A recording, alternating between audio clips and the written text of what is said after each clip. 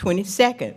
Mary Johnson was the founder of creating RTN. Yes.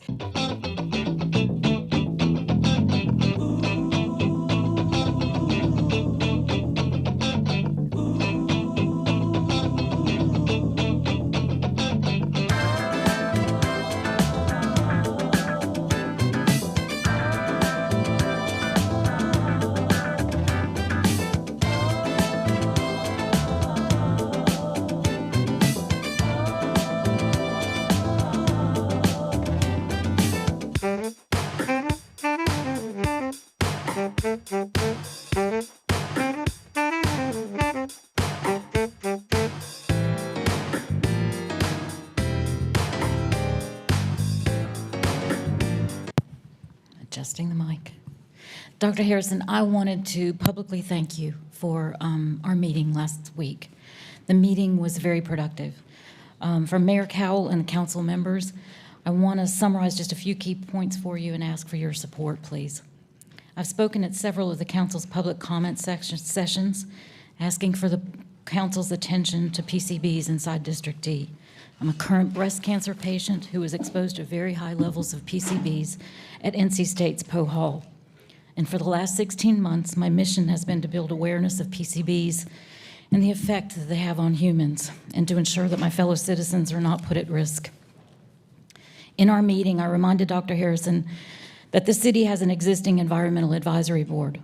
The board advises this council on matters related to environmental quality and promotes environmental protection standards and policies to the public.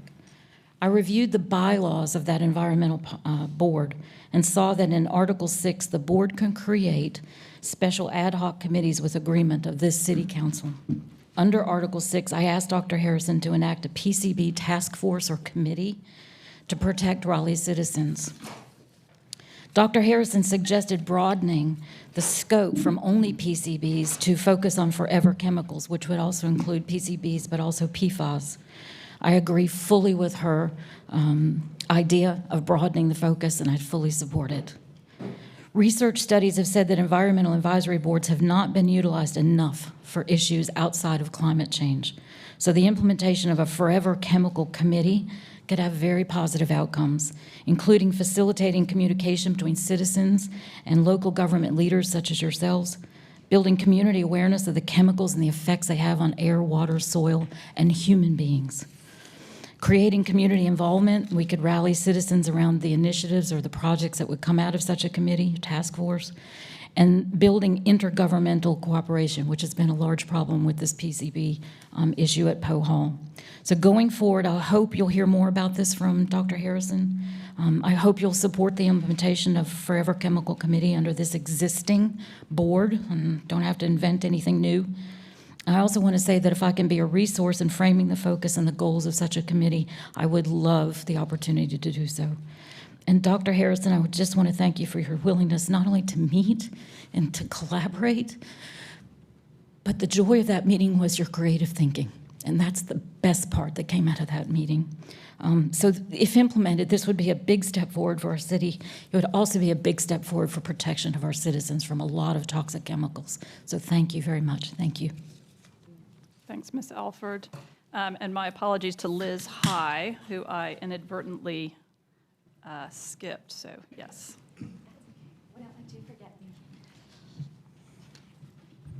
All right. Good evening. My name is Liz High. I've been a Wake County resident for 10 years and a volunteer at the Wake County Animal Center for the last 3.5. I am here to reiterate the growing concern in the Raleigh community around the retail sale of dogs in pet boutique stores. If you have not visited Wake County Animal Center off of New Bern Avenue, I personally invite you to take a stroll through their adoption floor. You will see 80 to 100 dogs available for adoption, 15 to 50 cats, and an eclectic mix of small critters, sometimes even farm animals. WCAC is the only open intake animal shelter in this county, meaning they are required to accept every single animal brought to them. If a person is arrested or hospitalized, WCAC cares for their animals. If a person dies, WCAC cares for their animals. Animals from hoarding cases, abuse cases, feral animals, animals that have bitten humans, and owner surrenders are all cared for by WCAC. In 2024 alone, the Wake County Animal Center accepted 8,522 animals. Even with over 4,000 adoptions, Raleigh is still clearly experiencing an animal crisis. Does it sound like we need any additional animals bred and sold in our city? Backyard and puppy mill breeders are so prevalent in the Raleigh area that entire rescues exist to care for the discarded puppies from irresponsible breeders. Perfectly Imperfect Pups is a Raleigh-based rescue that specifically cares for disabled and discarded dogs. These dogs are often doodle type or other niche crossbred dogs that are bred specifically to be sold in boutique puppy stores such as Petopia, Superstar Puppies, and Petland. There are no consequences for breeders that fill our already stretched shelters and rescues. Please take into the account the very clear opinion of your constituents and ban these types of stores from existing in our city. Use your connections to help persuade state legislators to ban the retail sale of dogs. Do not let Raleigh be left behind as cities and states across the U.S. ban the retail sale of dogs. 8 states and over 400 cities have already banned the practice. The Raleigh community has spoken loud and clear on this issue. We do not need more dogs in this community, while North Carolina has the second highest rate of euthanasia. Thank you for listening. Thank you, Ms. High.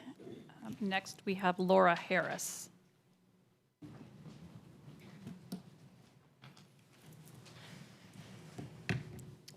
Laura Harris, District D. I'm here with others affiliated with Raleigh People's Budget Assembly to once again voice their demands that public speaking time not be reduced, to fund a community response team that's separate from the police. 3, to establish a meet and confer policy between city workers and the city manager. And 4, to establish a participatory budget process so that the city budget is determined from the bottom up instead of the top down. And as an individual, I have something else to speak on. On Sunday, February 16th, I was passing by Oak City Cares, which, for those of you who may not know, is a homeless aid hub here in Raleigh. And there was a flood of cop cars behind me, passing me, just rushing. And there were around 10 in total, and with how they were rushing, you would think like a mass shooting was taking place, and how many. So I stopped to film, and when I got there, I missed the altercation itself, but from the best I could tell afterwards, it had just simply been a fist fight. And, you know, I didn't see any weapons or anything that had been confiscated. I don't see how it takes that many officers and security personnel to respond to a simple fist fight. And at least one witness told me that one of the people involved in the altercation was a pregnant black woman and that she had been kneed in the stomach by an officer while they were intervening in the altercation. Now, there are ways of dealing with situations, and that's definitely not one of them. If she has a miscarriage, she has no legal recourse. You know, this points to the militarization of police here and against, you know, poor, black, brown, and the homeless, and the over-policing of those communities. You know, now this is a damn shame, and I demand that the matter be investigated and the officer in question be disciplined. And this is why we need a community response team separate from the police. Thank you. Thank you, Ms. Harris. Next, we have Donna Bailey. Good evening. Tonight I want to talk about city planning and the importance of predictability. We can see with what's happening now nationally, when plans are not followed, it's total chaos. This is also applicable to following the established plans that were carefully considered and adopted in the city. Specifically, I want to talk about the recent change to the previous Z5422 case where that parcel was brought into the downtown transition area.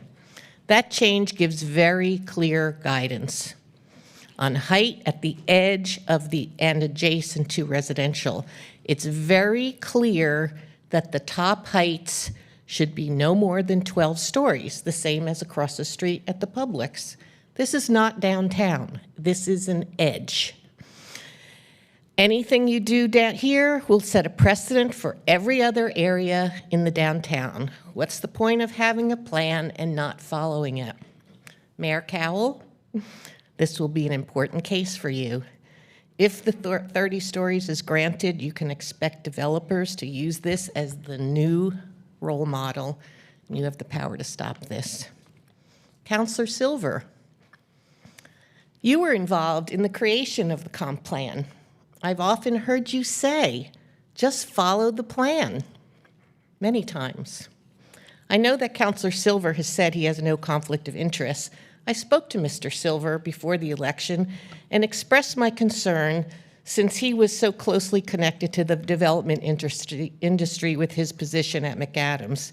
Mr. Silver represented the developer during the comp plan amendment when the downtown transition area was requested. He had numerous meetings in his office at McAdams with the applicant and other interested parties. It seems to me, and many others, that you clearly have a moral conflict of interest. It may be legal, but it doesn't pass the smell test. We all know the city needs more density. By following the comp plan and the recommended downtown transition guideline, the city can achieve much more density and still keep a reasonable height next to the neighborhoods. Whatever happens here, you can expect to be repeated in other downtown edge neighborhoods.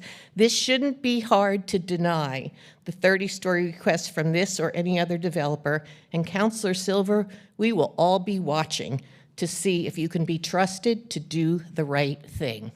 Thank you. Thanks, Ms. Bailey. Next, we have Robert Quartz.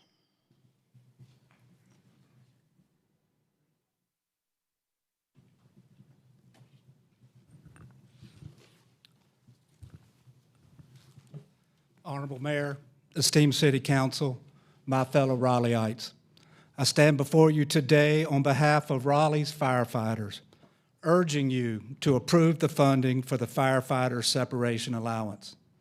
These brave men and women risk their lives daily to protect us, yet they do not receive the same retirement benefits as Raleigh's other public safety heroes, our police officers.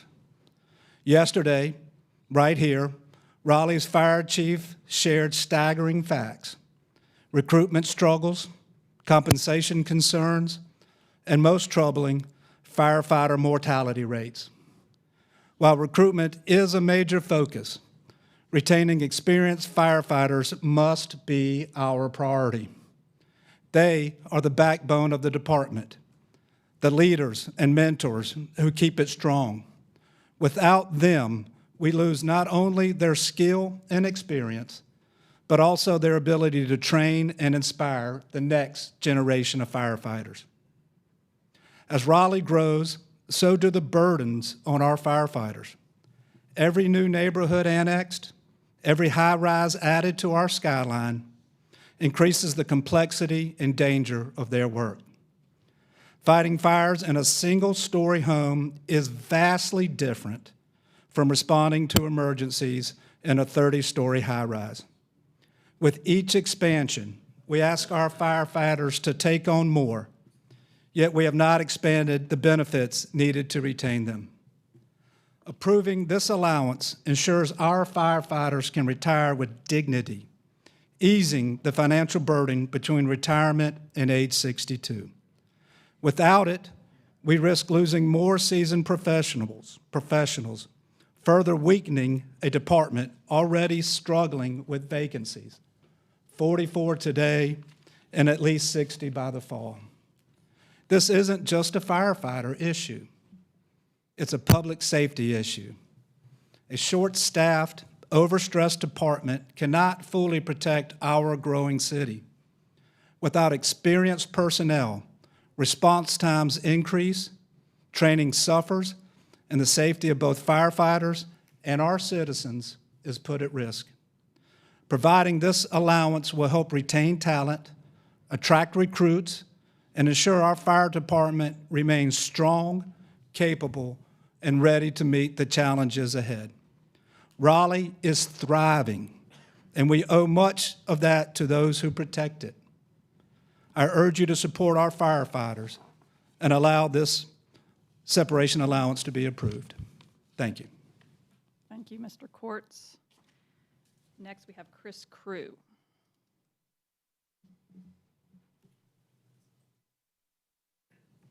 Is Mr. Crew here? No. Okay, James Russell. Is Mr. Russell here? Right, William. Oh, he's also, okay. I see, I should be going by the more updated Alex Blevins. Is Alex here? Okay, we're making progress. Miguel Magallanes.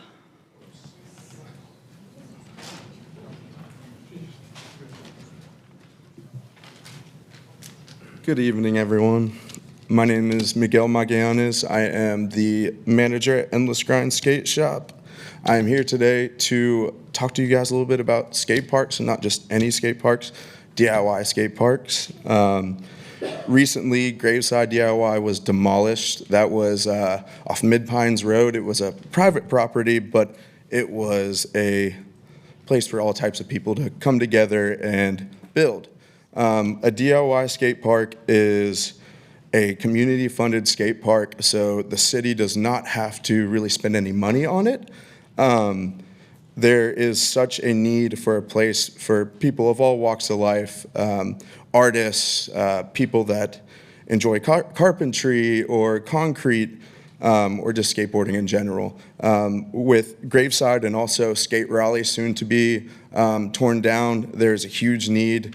I see people every day, whether they're kids or young adults or adults, that need a place to call theirs, and a legal one, of course.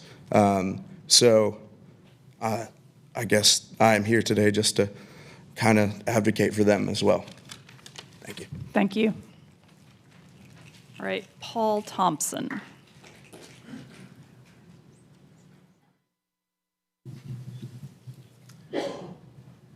Good evening, Council. My name is Paul Thompson. I was born and raised in Raleigh, North Carolina. I'm now a homeowner in Raleigh, where my wife and I have decided to raise our 2 kids. I've been skateboarding now for over 25 years, and I hope to continue as long as I am physically able. When I was growing up and throughout my high school years, the city of Raleigh didn't have any dedicated spaces for skateboarding at all. My friends and I quickly learned to build our own ramps and obstacles so that we can continue developing our skills on the skateboard. I now work for a commercial general contracting company based in Cary, and I continue using the carpentry skills that I acquired when I was building the skateboard ramps with my friends. As a skateboarder and Raleigh native, I'm proud that we now have Marsh Creek Skate Park, and I hope we can continue to provide more spaces for skateboarding for future generations. One unique characteristic of skateboarding is that the style and tricks are constantly evolving. The facilities for skateboarding need to evolve with the sport. For example, most of the skate parks in the U.S. that were constructed in the 1970s were demolished within 20 years because these parks were no longer being utilized. Skateboarding was still very popular, but the layouts of these parks did not evolve with the style and the tricks as skateboarding developed. You can see this is a unique issue compared to other athletic facilities, as basketball courts and tennis courts have remained the same for decades. Since skateboarding is constantly growing and changing, the dedicated spaces need to be updated to remain relevant, or they risk becoming underutilized by the community. One solution to this issue is to allow skateboarders themselves to decide what features should be constructed at the dedicated spaces for skating. The city would provide a relatively flat, smooth concrete or asphalt slab, and the skateboarders would fund, design, and construct all of the obstacles in this space. This type of project is affectionately called a DIY skate park. Similar projects can be found all over the country, and these are historically the most popular and most utilized skate parks. Recently, Charlotte provided a dedicated space for a DIY skate park, and they were able to bring new life to a neglected tennis court. Mecklenburg County has provided many skate parks for their communities and has set aside funding for even more future skateboarding skate park projects. As the next generations of skateboarders are influencing the sport and pushing it to new heights, I hope that Raleigh will continue incorporating spaces for skateboarding in the future park developments and consider the DIY skate park project method. Thank you. Thanks, Mr. Thompson. Right, Michael Herron. Okay. Riley Murphy.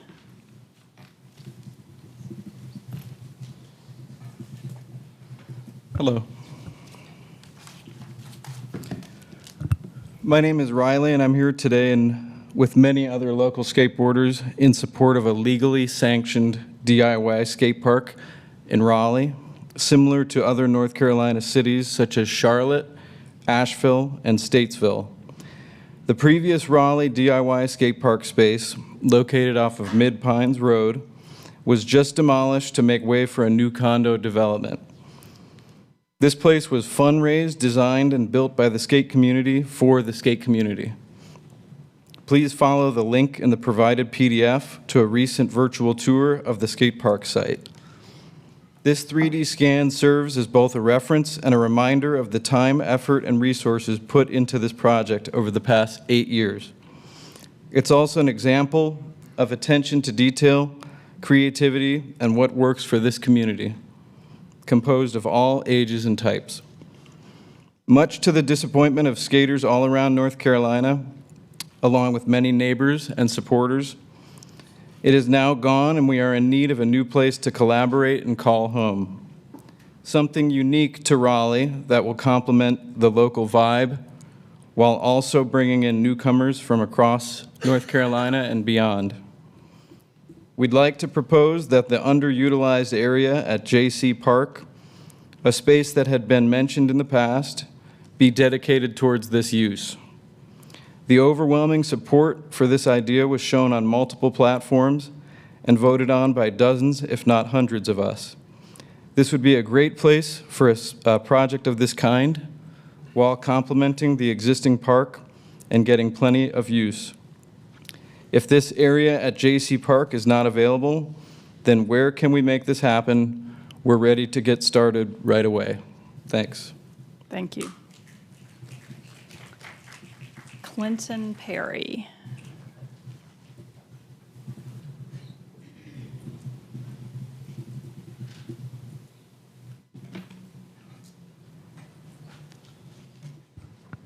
Thank you, City Council members, for letting us speak. I want to back up all my friends that are new to me and are ever-changing our relationships as my wife and I decided to move to Raleigh about 6 to 7 months ago.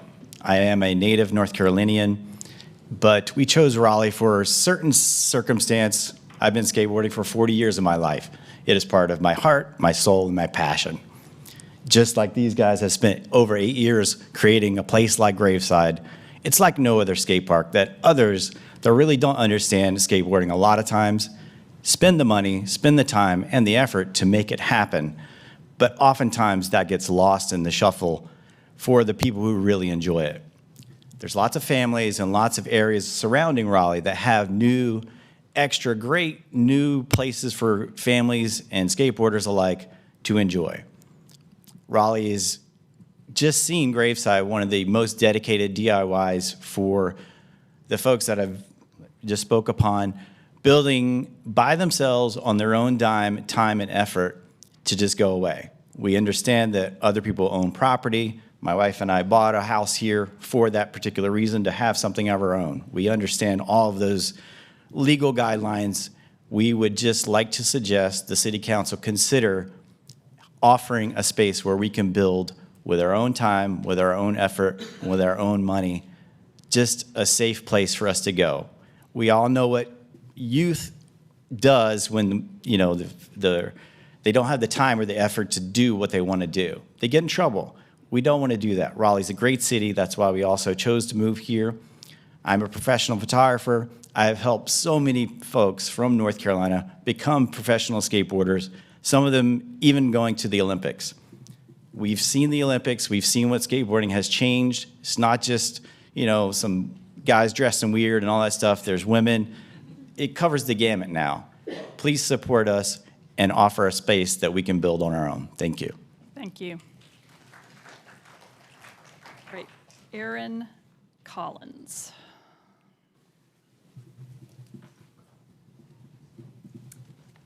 Council members, I'm here not to ask for money, your time, labor, only permission to build a public DIY skate park in Raleigh equal or greater to in quality to Graveside DIY, which is just demolished.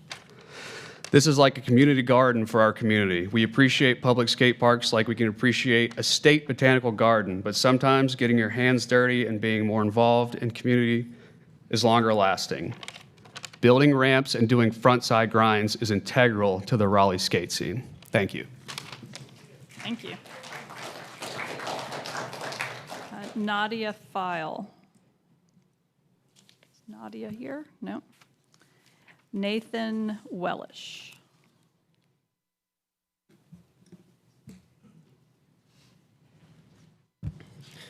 Good evening, honorable city council members. My name is Nathan Wellish. I'm an independent photojournalist with a bachelor's in media and journalism from UNC Chapel Hill, and I'm here to speak about our city's need for a sanctioned DIY skate park. I'll begin by speaking about Graveside a little bit. In the spring semester of 2023, for my capstone photojournalism project, I chose to do a story on Graveside DIY. My photo story, which continued until the park's destruction this past February, focused on Graveside's development and community. During my 2 years documenting the park, I made many friends and considered Graveside a second home. The park was approximately 18,000 square feet, complete with 8-foot-tall quarter pipes, creative features, and a fully skatable loop. Everything was built by hand by the community with crowdfunded and recycled materials for approximately $20,000. What was once an abandoned lot tucked in the woods off of Mid-Pines Road became a tourist attraction for skaters across the country. In my time documenting the park, I spoke with dozens of people who traveled many miles to skate Graveside. Many even brought their families and kids. Honorable council members, I know you might be thinking, what's the point of approving a project like this if there are already skate parks in the area? First, I invite you to think about a DIY skate park not as a skate park, but more like a community garden, as my friend Aaron mentioned. In a traditional, a traditional skate park is more like a state-funded botanical garden. We can all appreciate the beauty found in a botanical garden, but there's something more gratifying about getting your hands dirty and growing something yourself. That's where community gardens come into play. People can come together and grow food and flowers as a community-enriching activity in a space that they all share. A DIY skate park is in many ways the same. They teach trade skills like carpentry and concrete work with hands-on experience, and they are an ever-changing reflection of the community that skates there. Additionally, there is already precedent for city-sanctioned DIYs in other North Carolina cities. Charlotte has Kilbourne DIY, which is the replacement for Eastland DIY that was demolished 2 years ago. This year, Statesville opened Skatesville DIY, the city's first skates park since the 70s, and Asheville has Foundation, one of the only things in the River Arts District that survived Hurricane Helene. It's privately owned, but it's a good example of what a DIY park can become with support from the city. Honorable City Council members, I encourage you to please consider granting a space for a city-approved DIY. Thank you. Thank you.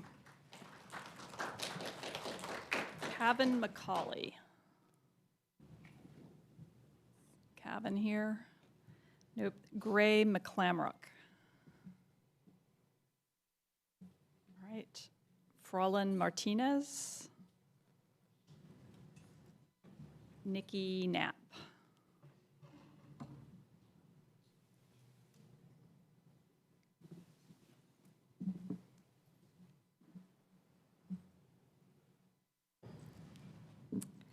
Hello, council members. My name is Nikki Knapp. I'm here with the DIY skate park advocates that you've heard from. I was born and raised and went to college here in Raleigh. I actually moved away for a few years, but came back due to my deep care for the city, including this initiative that's going on right now.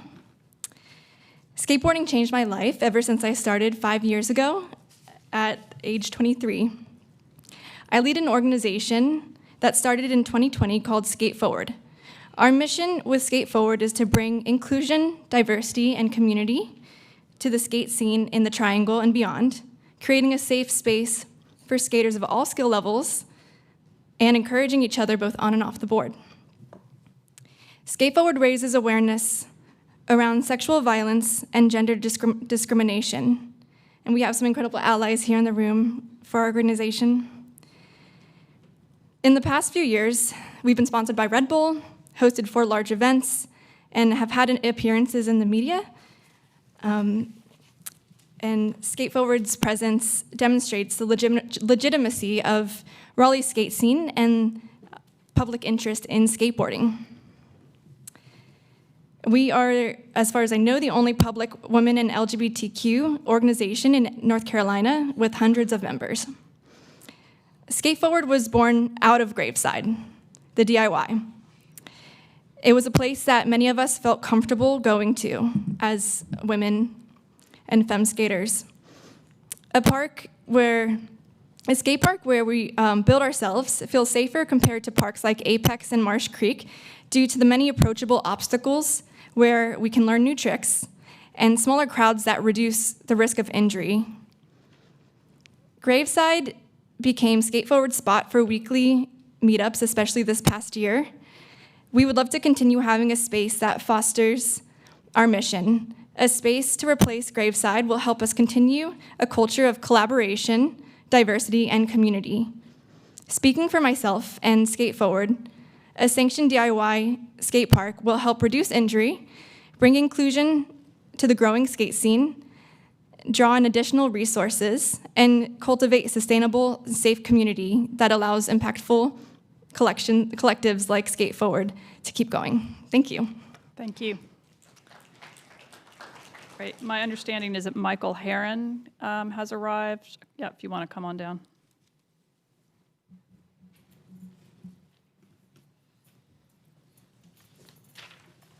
Hey, council members, thank you for your time. My name is Michael Herron. I just wanted to talk also on behalf of the DIY skate park. So you've heard so many talking points already, but I'm here to relay them and relay my own personal experience with skateboarding and why this is so important to the community. First of all, it is truly a community garden. It's a place where people can not only get their hands dirty, but they can build something and see it last and see it grow.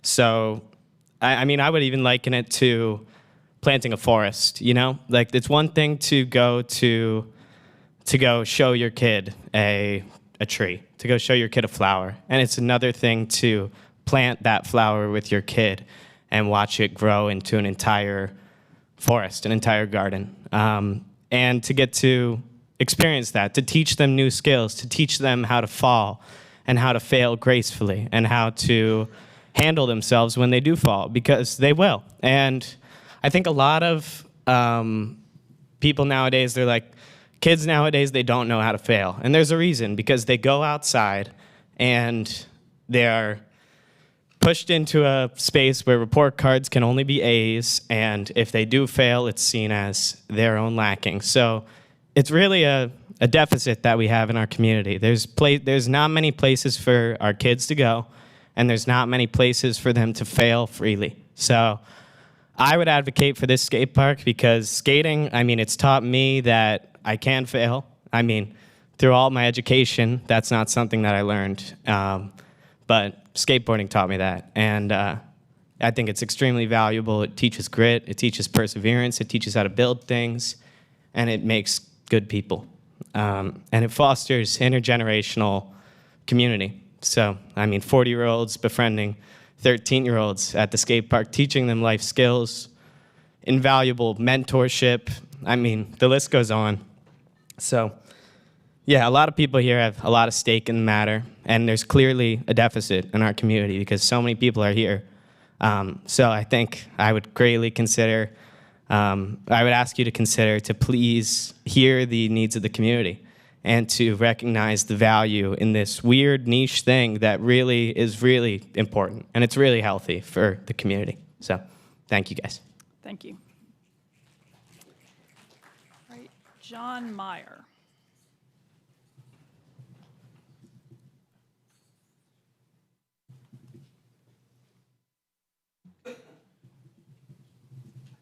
Hey, I'm John Meyer.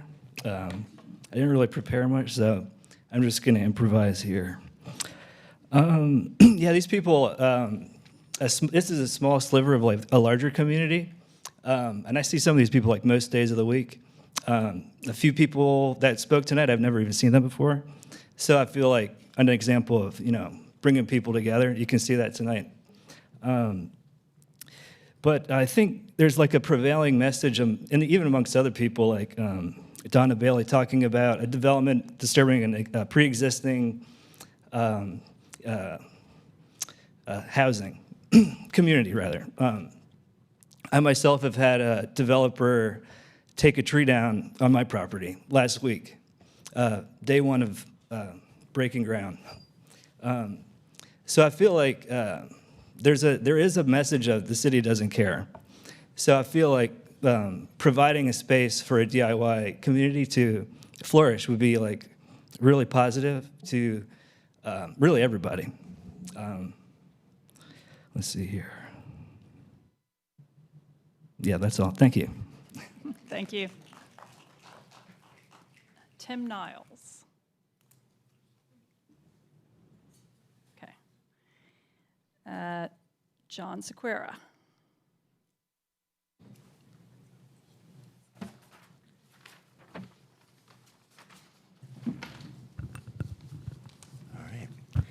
Good evening, council members and city staff. My name is John Sequeira, and I am the Executive Director for Citizens for a Safe and Secure Raleigh. As we're in budget season and having important conversations around all public safety, I'm here tonight to urge bold action in regards to law enforcement. A News and Observer article on February 24th claims Raleigh has a crime problem, with crime increasing from 2020 through 2024, while surrounding towns earned excellent safety ratings. Well, the truth is, Raleigh's police department is under-resourced, and without material increases in pay and headcount, our city remains at risk. Specifically, I ask that the next budget increases police salaries to be the highest in the region, and that it initiates a budget headcount increase of 400 additional officers over the next 4 to 5 years to meet the needs of our growing city. In regards to pay, I applaud our recent progress in recruitment to address our years-long vacancy issue. Unfortunately, we do have a pattern of officers joining our department and then leaving for other departments shortly after training, citing low pay. For reference, the starting salary for a Raleigh police officer is $55,000, while Cary and Apex start officers at just over $60,000. The average officer salary in Charlotte is roughly $20,000 more than in Raleigh. A public opinion poll last year revealed that public safety is the top concern for Raleigh citizens, and 75% of respondents supported a substantial police pay increase. Chief Rico Boyce has already emphasized that pay is directly tied to retention, and that retention, in turn, improves recruitment. When we take care of our officers, he said, they become our best recruiters. Beyond meeting our current budgeted headcount, the city's own 2020 staffing study found that Raleigh should have roughly 400 more police personnel to meet community needs. Without sufficient resources, every resident in the city is at risk. The result is longer response times, fewer proactive patrols, and limited crime prevention efforts. The impact on businesses is also clear. Speaking with members of the Raleigh Merchant Association and property owners who have shared that concerns about crime, particularly in downtown, continue to affect employers, employees, and would-be customers of businesses and events. We also have members of the Raleigh Hospitality Alliance represented here, representing hotel operators who voice concern over vehicle break-ins throughout the city and the ripple effect negative guest experiences has on future business. To reference Maslow's hierarchy of needs, everything that allows us to enjoy life in our city relies upon a foundation of safety. Public safety is the city's most fundamental responsibility that we must meet by increasing police headcount and leading the region in pay. I urge you to pass a budget that achieves that goal. Our city's future depends on it. Thank you. Thank you. All right, Nikki W. Okay. Cole McMullen.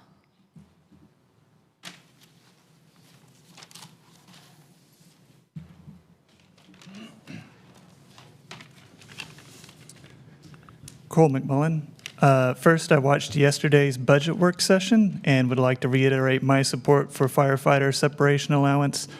And I agree with something Council Lambert Milton said, that other city employees that perform dangerous and physically demanding tasks should be considered for separation allowance as well. Shifting gears, I was blown away by how successful the Bringing Neighbors Home pilot initiative has been in such a short amount of time. As a resident of Raleigh, I'd like to thank Imla Sutton and her team in Housing and Neighborhoods for highlighting the fact that it is fiscally responsible to address homelessness with housing instead of criminalizing the unhoused, as well as external partners like Oak City Cares and the Wake Continuum of Care that were involved in this. I would like to see this pilot program expanded upon and continue to be funded to hopefully see the day when nobody in Raleigh is unhoused. That being said, I'd like to think even more long-term with regards to housing availability, given that housing is subject to market forces and North Carolina state law precludes enactment of rent control. The potential for private landlords to drive up the price of fair market rents through various means remains intact. Ways to address this include increasing the supply of market rate housing, which has been a primary focus of the city. I would argue a major downside of this tool is that it is primarily reactive instead of proactive. Implementation of rent control would be a more proactive tool for maintaining housing affordability, but requires approval of the General Assembly. 3 members of this council have already expressed public support for rent control. Thank you, Councilors Jones, Patton, and Harrison. I would like to see all council members similarly express public support for rent control, as well as direct the city's lobbyists to the General Assembly to aggressively push for rent control. Another tool for maintaining overall housing affordability is to expand public housing up to the maximum number of units allowed by the Fair Cloth Amendment, which I believe in Raleigh is about 70,000 units compared to the approximately 7,000 current public units, if I recall correctly. While it is true that 70,000 units does not meet the estimated need, using a rolling window of 70,000 public units to construct multifamily housing would help house our most vulnerable residents and provide an avenue to establish housing cooperatives throughout the city to provide home ownership opportunities that are currently being lost to real estate investment corporations. Granted, this is an incredibly ambitious course of action that would require years as well as federal, state, and county funds for support. But I think this is a long-term goal and strategy that should be pursued by the city, which is why we can't afford to have our elected officials sitting idly by on shorter-term issues like rent control. Rent control is not the only short-term issue that could be lobbied for at the General Assembly. I'm out of time. All right, thank you. Thank you. David Ulmer.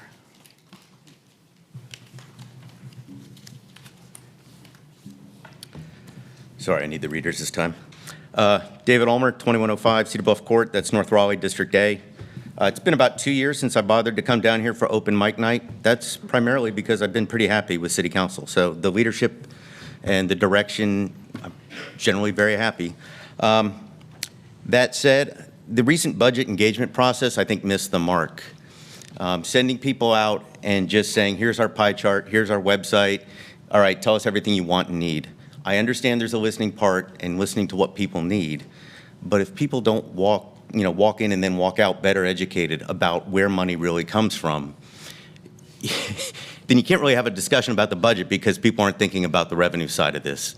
So, Urban 3 is an organization in North Carolina that looks at housing types and how much money you generate. They looked at Durham. It was just a short 4-minute video, but it's fantastic.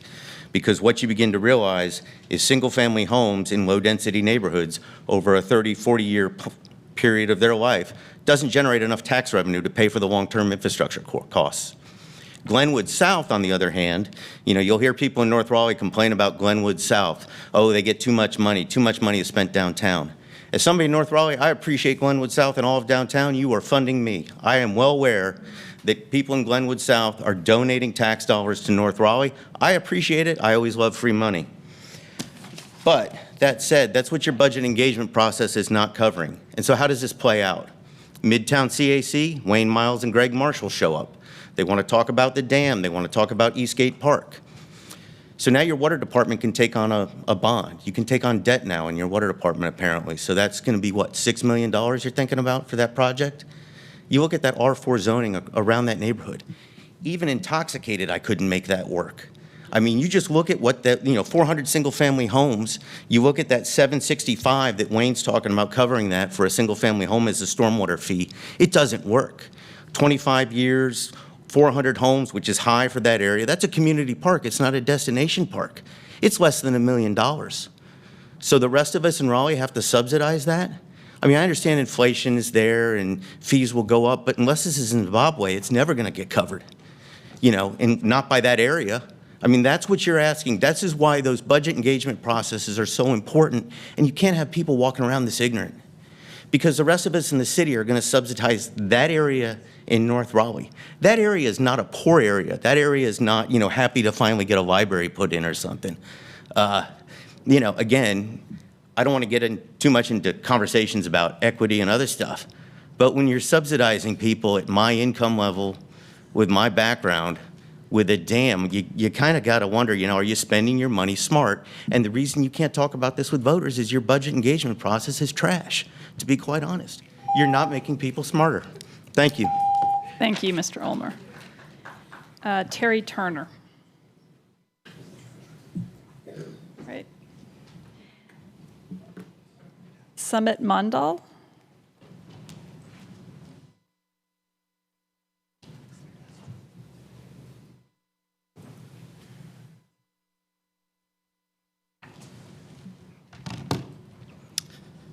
Good evening, City Council, and thank you for letting me speak today about skate parks. My name is Sumit Mandal, and I'm on the board of Skate Raleigh, the nonprofit that put together Conlin Family Skate Park downtown. I'm here to lend my and Skate Raleigh's support to create a DIY skate park at JC Park.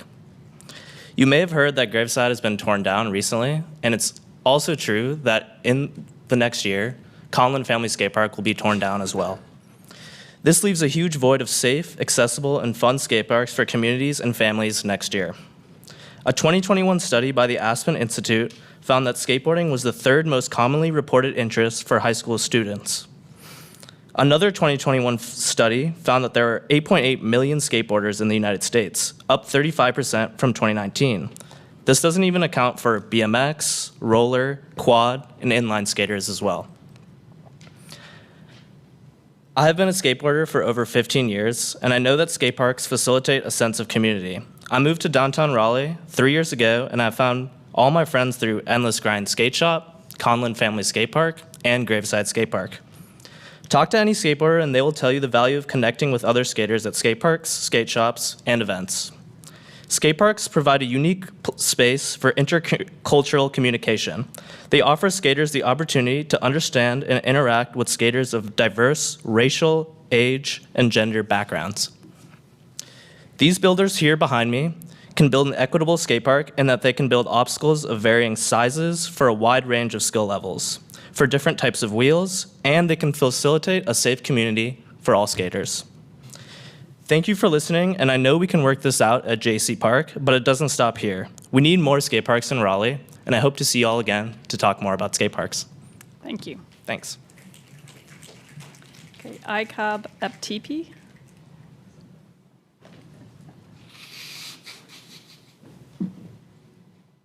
Council, Kat, as you guys know, I'm with Meals for the Masses, a free meal distribution every Sunday in Moore Square. I am here in support of the demands made by Raleigh People's Budget Assembly to fund a community response team that's separate from the police. Police don't prevent crime, they only respond to it, and often make situations worse. As the saying goes, police are like a box of chocolates. They'll kill your dog.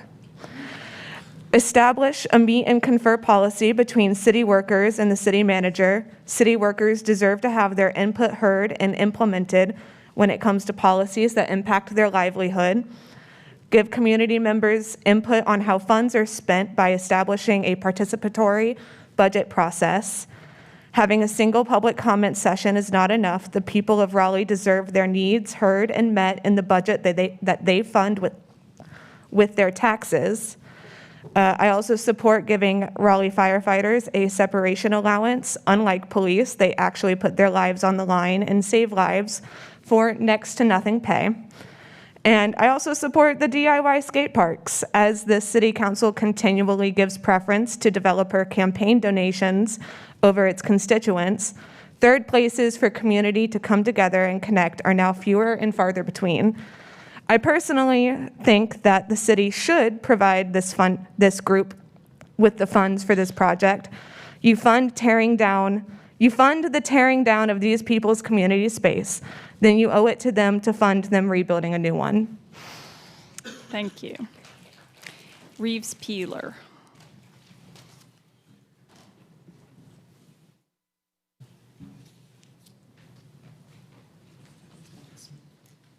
How's it going, y'all? I'm Reeves Peeler, 417 Austin Street. So I'm actually here tonight to stand in solidarity with Raleigh's firefighters and join them in their fight for separation allowance. For some years now, as most of y'all know, our Firefighters Professional Association, Local 548, have been advocating and organizing around winning a well-earned separation allowance policy in Raleigh's $1.43 billion budget. Some of you might know firefighting is incredibly dangerous, both on the job and after retirement. Firefighters nationally get cancer at rates much higher than the average person, including 1.5 times higher for non-Hodgkin's lymphoma and 2 times higher for testicular cancer. Now, the city, as I understand it, just got back a pay study that shows the cost of separation allowance in terms of money per year. And this came back, as I saw, roughly $5 million per year. This money was put into an investment fund. This could pay for itself, be self-funded in essentially 20 years. Now, there's plenty of precedent for this here in Raleigh. Raleigh Police Department has enjoyed separation allowance for many decades. I believe our firefighters should enjoy that parity. There's also precedent across other municipalities in the state, including Mebane, Gastonia, Kannapolis, Elizabeth City, and Washington. Now, obviously these towns have fewer employees, but they also have much smaller tax bases. So if we were to do this in Raleigh, this would amount to less than half a penny per person, property tax per year. And using an average residential property tax bill, that would come out to somewhere around $10 per year per household. Something I think would be well worth it to have healthy firefighters and have a firefighting department that we can both attract people to and retain experienced people in. Yeah. So I ask you, please, pass separation allowance in this year's budget. Also, shout out to the graveside people that are here. I'm not here to speak on that, but I've been there before, and I think having a DIY park in Raleigh would be an excellent thing. Thanks. Thank you. Jeremy Gilchrist. All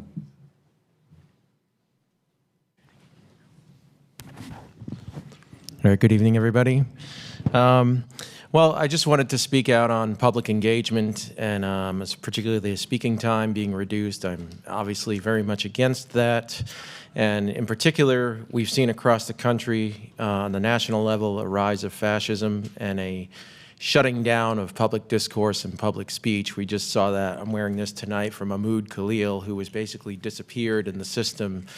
And I'm just nervous that we're going to, we're seeing too much capitulation to the far right and fascism across the country. We're seeing that even among Democrats, locally and otherwise. Nationally, there are exceptions, but unfortunately, I'm seeing a lot more capitulation than resistance these days.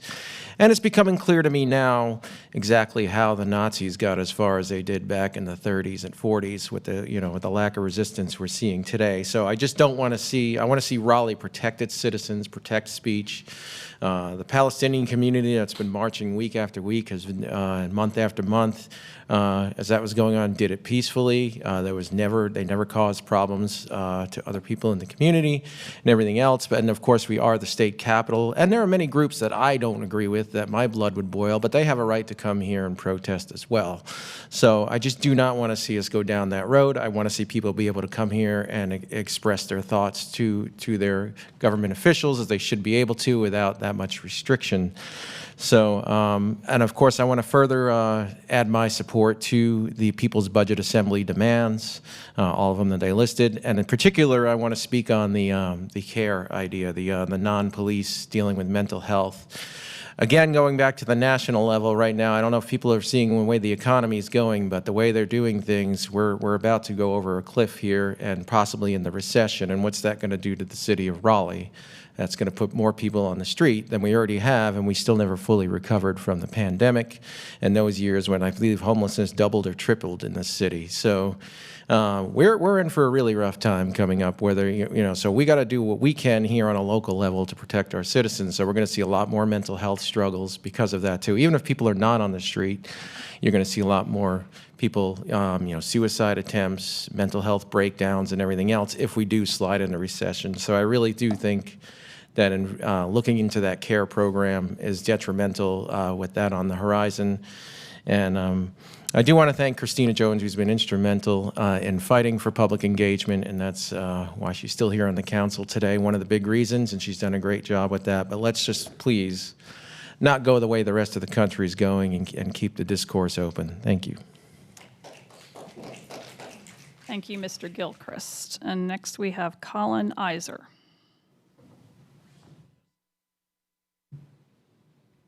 Okay. Alex Brissett.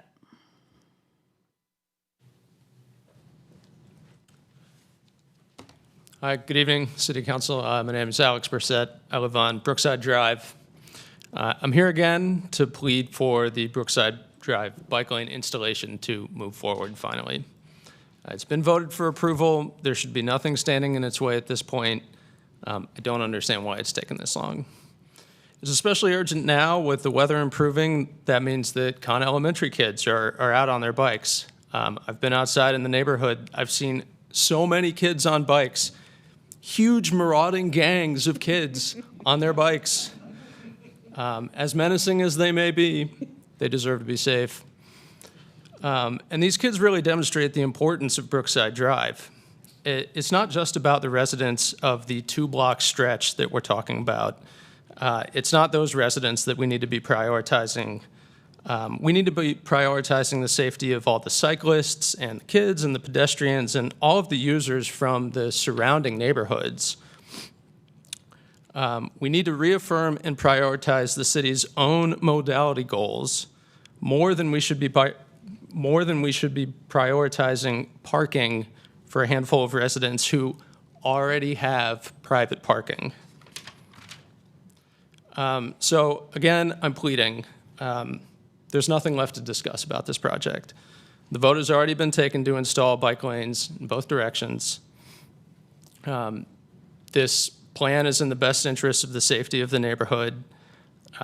Please hold to the city's vision for active transportation and mobility options. Please move forward to implement the bike lane plan that we have. That's all. Thank you. Thank you.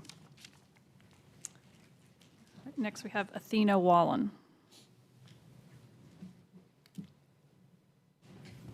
Hello, I'm Athena Wallen. I also live on Brookside Drive, and I'm complimenting this stranger's thoughts here. He's my husband, everybody.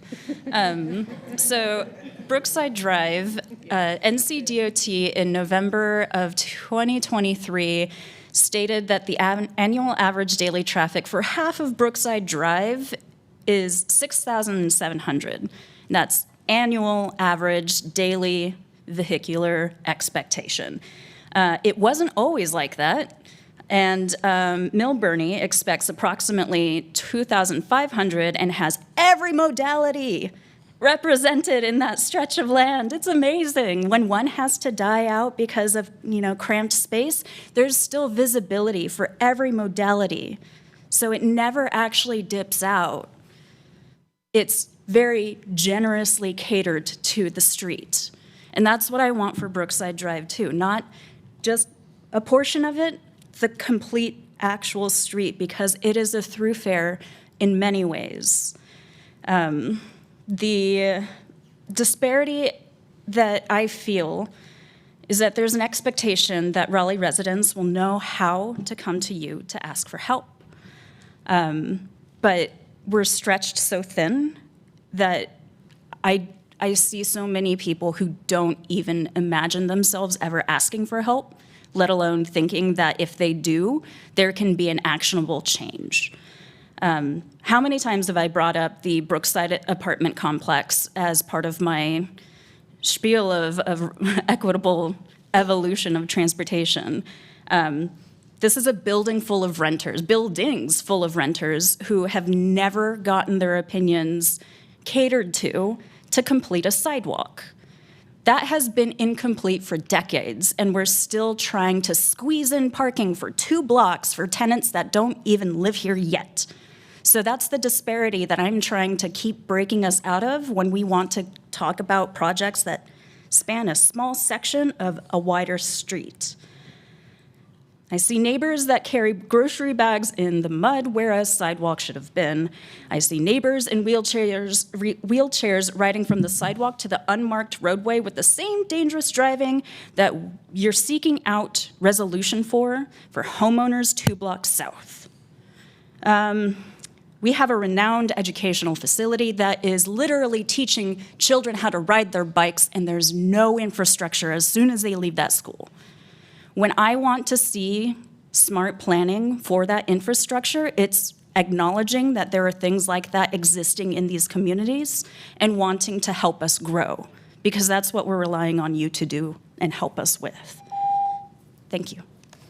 Thank you. Nikwe Williams.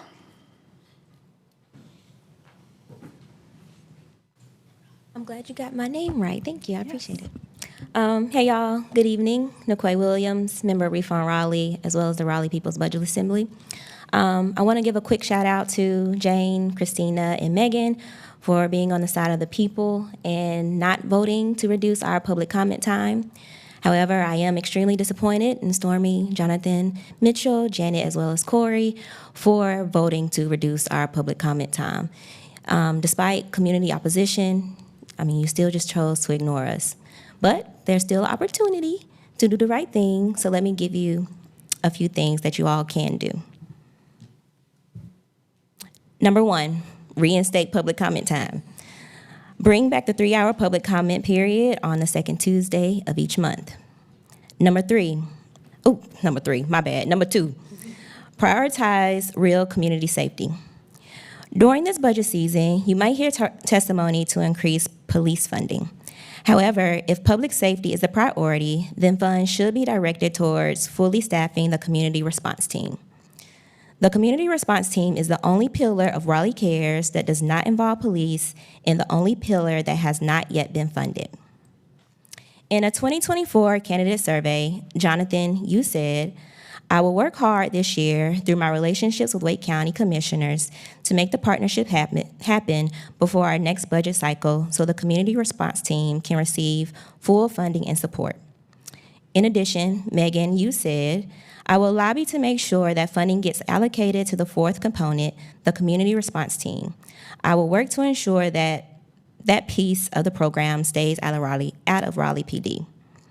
We need all of you to make it happen for 2026. We cannot allow another budget cycle to pass without fully funding this essential service. We recognize that Wake County has a role to play and they must be held accountable, but so do you all. Number 3, pay city workers what they deserve. Solid waste, water, and parks and rec workers are still underpaid while millions go to the police. Make it a priority for 2026 budget cycle to increase wages for city workers who actually keep Raleigh running rather than expanding a police force that does not prevent crime or keep communities safe. Number 4, establish a meet and confer policy for city workers. In the same 2024 candidate survey I referenced earlier, Stormy, Jonathan, Megan, Janet, Christina, Corey, and Jane all said and agreed that they would work with Public City Workers Union to ensure safer working conditions. To uphold that commitment, you must implement a meet and confer policy, giving workers the ability to negotiate better pay and working conditions. This is your opportunity to make the right choices. The Raleigh People's Budget Assembly is thank you. Thank you, Ms. Williams. Is Mamakai Sanders here? She is.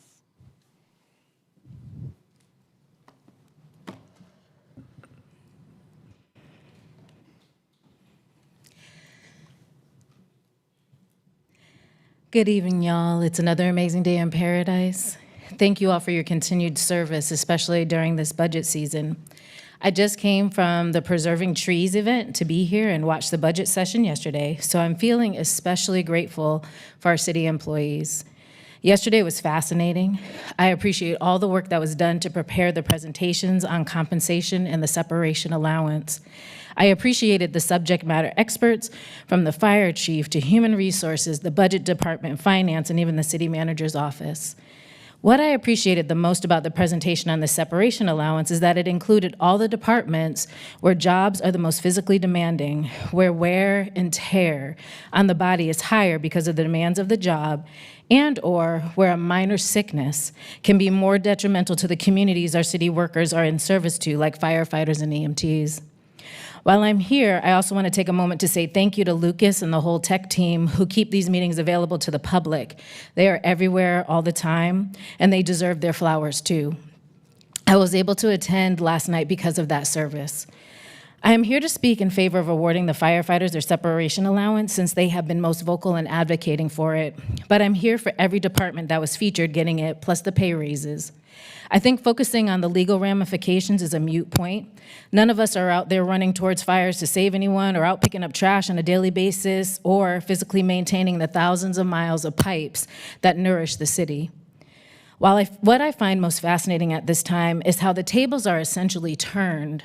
And what I mean by that is that everyone on council, the city manager and the city attorney all represent communities that have historically been marginalized. Whether that's LGBTQ, women, black and white, and black men, there are no straight white men in charge here. I mention this because the decision you have to make is about funding separation allowance in particular will predominantly affect men. I imagine most of them being white. I also imagine that most of them are potentially the breadwinners in their families. So this is really a historic occasion. I know it's a challenging decision before you because that's a lot of money, the 15% increase in wages plus, the $5 million that has been mentioned. I'm going to be like the resident who attended the District D budget listening session and submit that you should fund all of it. He suggested you raise taxes to do it. I don't agree with it. But next week, I plan to address how you can do it without raising taxes. Thank you guys again for your service and good night. Thank you. All right, last speaker, Key Zamastil.